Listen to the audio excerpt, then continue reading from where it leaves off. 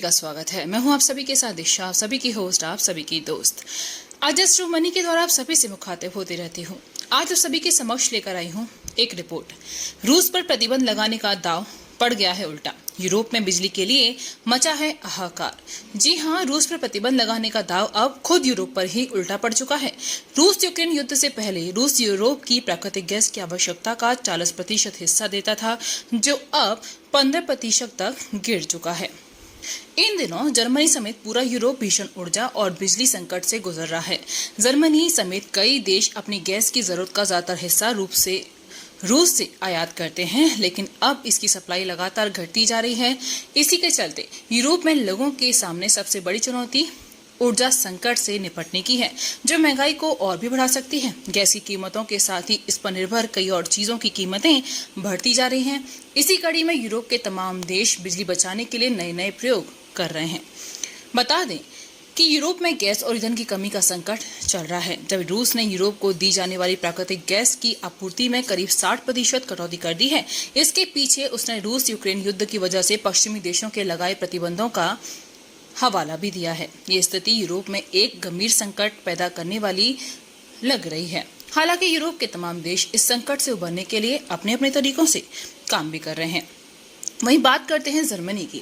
रूस से आने वाले तेल और गैस की कमी का जर्मनी पर सीधा असर पड़ रहा है और जर्मनी में बिजली उत्पादन अचानक कम हो गया है। इसी के चलते बिजली की आपूर्ति भी संकट में आ गई है।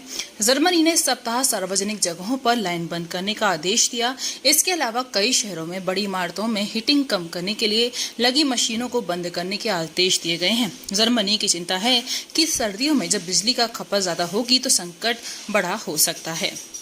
वहीं फ्रांस को अपनी अधिकांश ऊर्जा करीब 70% ऊर्जा परमाणु ऊर्जा से प्राप्त होती है, लेकिन वह अगले 2 सालों में अपनी उपयोग की ऊर्जा खपत को 10% तक कम करना चाहता है। फ्रांस ने वातानुकूलित दुकानों में नियम के तहत बिजली खर्च करने के आदेश दिए। आउटडोर कैफे और बार टेरेस को बिजली के माध्यम से गर्म या ठंडा करने की अनुमति नहीं दी गई है। इतना ही नहीं, ऊर्जा बचाने के लिए वहां विज्ञापन पर खर्च होने वाली बिजली में भी कटौती कर दी गई है। हालांकि स्पेन रूसी गैस आपूर्ति पर निर्भर नहीं है, फिर भी सरकार नागरिकों को ऊर्जा खपत कम करने के लिए प्रोत्साहित कर रही है। यहाँ पर्यावरण मंत्री ने कहा है कि बिजली बचाने के प्रति लोगों को जितना संभव हो उतना बुद्धिमान होने की बेहद जरूरत है।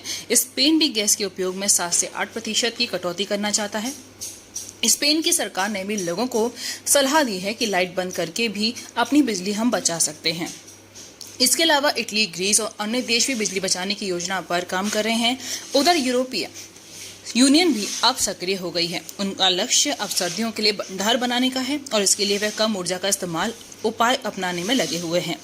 एक रिपोर्ट के मुताबिक रूस यूक्रेन युद्ध से पहले रूस यूरोप की प्राकृतिक गैस की आवश्यकता का 40% हिस्सा देता था, जो अब 15% तक गिर चुका है। इसी के चलते यूरोप में अचानक बिजली संकट पैदा हो गया है। कुछ एक्सपर्ट्स तो यहाँ तक कह रहे हैं कि रूस पर प्रतिबंध लगाने का दाव अब खुद यूरोप पर ही उल्टा पड़ गया है।